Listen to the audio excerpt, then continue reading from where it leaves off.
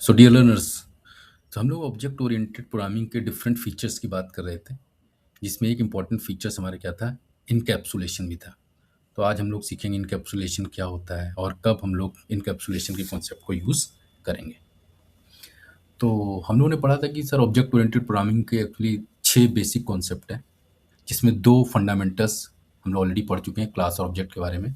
Now we are talking about the first main pillar of object oriented programming, and the name of that main pillar is encapsulation। तो चलिए देखते हैं। तो encapsulation के बारे में दो चीज हमको क्लियर होनी चाहिए। एक तो इनकैप्सुलेशन क्या कर देता है? क्लास की बात करता है। ठीक, और क्लास हमारे लिए क्या करता है? क्लास वेरिएबल्स और मेथड्स को एक सिंगल एंटिटी में क्या कर देता है? कंबाइन करता है, और उस एंटिटी को हम लोग क्या बोल देते हैं? क्लास। तो वेरिएबल्स और मेथड्स को एक सिंगल यूनिट में पैक करना, इसी को हम लोग क्या बोल देते हैं? क्लास बोल देते हैं।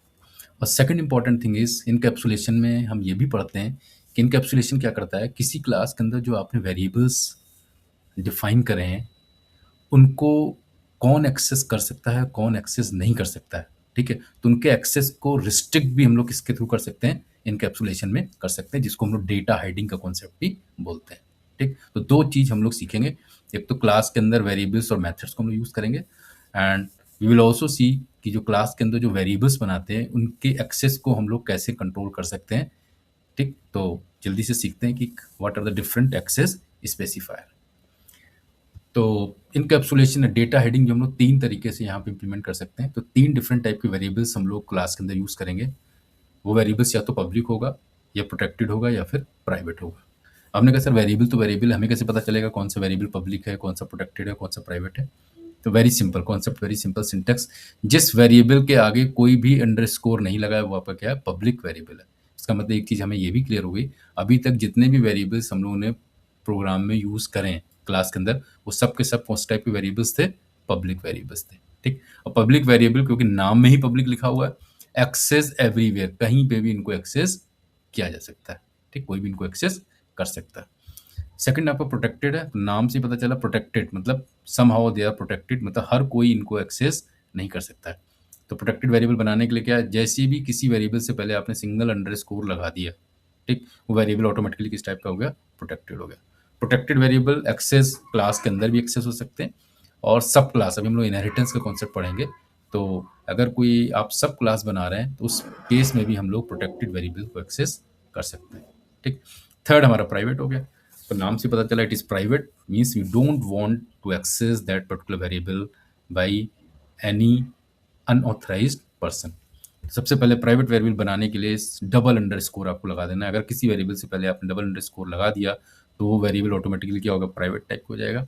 And private variable can be access only inside the class, केवल क्लास के अंदर ही उसे एक्सेस कर सकते हैं। क्लास के बाहर एक्सेस मतलब आप इन्हें ऑब्जेक्ट के थ्रू एक्सेस नहीं कर सकते हैं, और अगर एक्सेस करने की कोशिश करेंगे तो आपकी क्या दे देगा? पाइथन एरर आपकी शो कर देगा। चलिए तीनों का फटाफट हम लोग एग्जाम्पल देख लेते हैं। तो पहला केस आपका क्या? पब्लिक मेंबर है, तो पब्लिक वेरिएबल हमने पहले बता दिया, किसी भी वेरिएबल से पहले अगर आप कोई अंडरस्कोर नहीं लगा रहे हैं तो वो क्या हो जाएगा? Public variable. जैसे हमने क्या कर दिया? नेम, तो सेल्फ डॉट नेम, ये जो नेम वेरिएबल ही आपका क्या हो गया? ऑटोमेटिकली पब्लिक टाइप का वेरिएबल हो गया। और पब्लिक वेरिएबल्स को क्लास के बाहर भी हम लोग एक्सेस कर सकते हैं, इसीलिए आप देखिए प्रिंट में आपने लिखा है एस डॉट नेम, तो आपका आउटपुट क्या आ जाएगा? नेम के अंदर जो अमित है, अमित आपका क्या हो जाएगा? यहाँ पे आउटपुट प्रिंट हो जाएगा। ठीक, प्रोटेक्टेड देख लेते हैं। प्रोटेक्टेड मेंबर्स हमने पहले ही कर रखा है, अगर किसी वेरिएबल से पहले आपने सिंगल अंडरस्कोर लगा दिया तो ऑटोमेटिकली क्या हो जाएगा? प्रोटेक्टेड टाइप का। तुम समझ गए, यहाँ पे हमने देखी मार्क्स से पहले अंडरस्कोर लगा दिया, ये क्या हो गया? प्रोटेक्टेड टाइप का हो गया। ठीक, तो प्रोटेक्टेड के बारे में हम लोगों ने पढ़ा कि protected can be access inside the class, ठीक, या फिर उसका सब क्लास एक्सेस कर सकता है।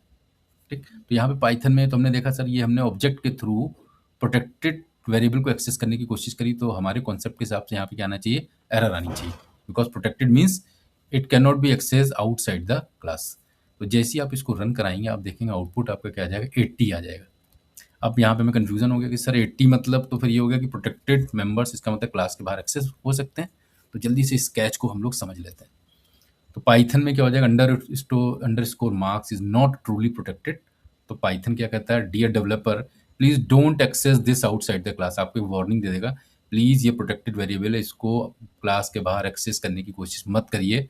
But it does not stop you, but वो आपको रोकेगा नहीं, मतलब वार्निंग तो देगा लेकिन एरर शो नहीं करेगा। ठीक है? तो ध्यान रखना, प्रोटेक्टेड के केस में ध्यान रखना है कि वो आपके वेरिएबल को आउटसाइड भी क्लास एक्सेस करवा देगा, वार्निंग देगा, बट एरर शो नहीं करेगा। थर्ड केस प्राइवेट का भी देख लेंगे जल्दी। तो प्राइवेट के केस में क्या हो जाएगा, जैसे ही आपने किसी वेरिएबल से पहले डबल अंडरस्कोर लगा दिया तो ऑटोमेटिकली क्या हो गया, प्राइवेट हो गया। तो हमने कहा देखिए हमने प्राइवेट वेरिएबल को क्लास के बाहर ऑब्जेक्ट के थ्रू एक्सेस करने की कोशिश करी, तो यहाँ पे क्या आनी चाहिए, एरर आनी चाहिए, क्योंकि प्राइवेट वेरिएबल का कॉन्सेप्ट है private variable can be access only inside the class, केवल क्लास की बाउंड्री में ही एक्सेस हो सकते हैं, उससे इस बाउंड्री के बाहर एक्सेस नहीं किया जा सकता है। और अगर आप एक्सेस करने की कोशिश करेंगे तो आपका क्या आ जाएगा, पाइथन एरर दे देगा, student object has no attribute underscore roll number. So you will get such type of error if you would try to access private variable outside the class. So I hope now you understand कि encapsulation क्या होता है। तो encapsulation में हम लोगों ने पढ़ा था कि जब भी हम लोग वेरिएबल्स और मेथड्स को एक सिंगल एंटिटी के अंदर रख देते हैं तो इस कॉन्सेप्ट को इनकैप्सुलेशन बोलते हैं।